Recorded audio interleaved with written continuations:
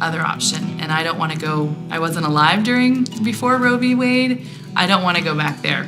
From the movies I've seen and the books I've read and the stories, I don't want to go back there. As states pass more restrictive abortion laws, growing numbers of women practice the technique in secret. We're tired of it being a political football. If you're not going to give us legal abortion, we're going to learn it ourselves.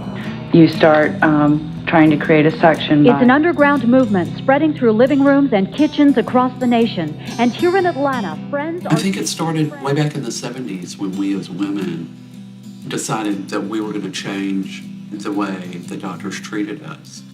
Well, we started gathering and getting everything together in 1976, and we had our first clinic on February 4th, 1977. 4 women came for abortions that day.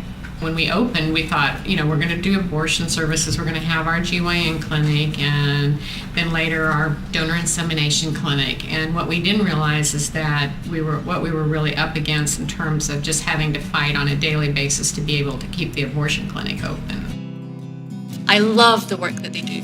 They're interested in the politics, they're interested in the health aspect. They are a clinic, but they're a very active clinic.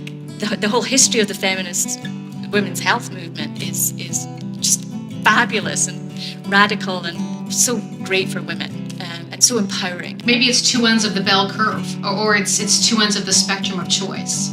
To choose to become a parent when you want to, or to not become a parent when you don't want to.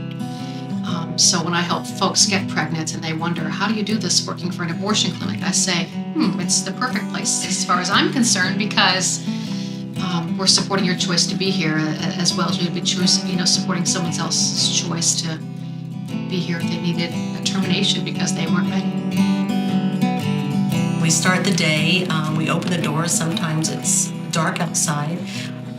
Everybody just does what they're supposed to do. The phones go on, the doors open, clients are here with 30 different compelling stories and 30 different solutions and 30 different problems, and we fix them all.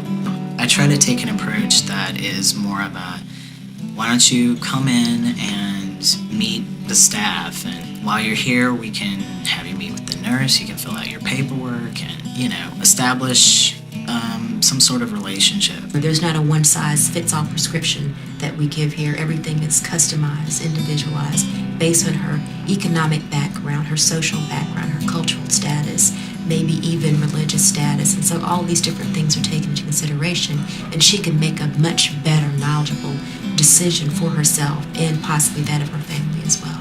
If women are taught and they're educated about their bodies and different health issues that go on with the body, the more we'll fight for, respectively, what's ours. We seek out donors for women who can't afford an abortion.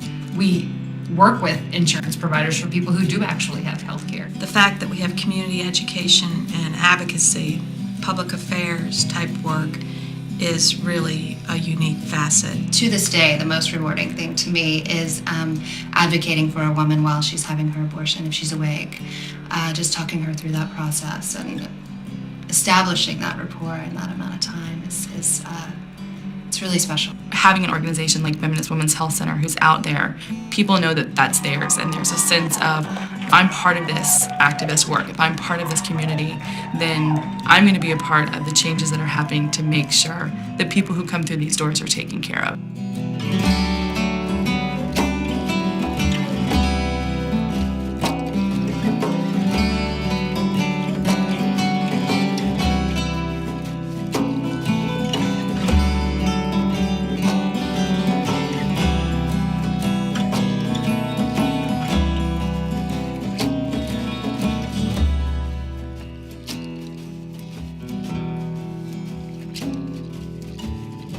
I enjoy knowing and feeling secure that the Feminist Women's Health Center is here, because we know how to do it. We know how to keep women safe. We know how to save women's lives. And we're never going to back off from that. Can you tell me how the clinic takes care of women? Well, sometimes they give them flu shots, and sometimes they give them like plain old shots. They can understand better, and sometimes maybe you can get embarrassed. Same thing with boys, probably.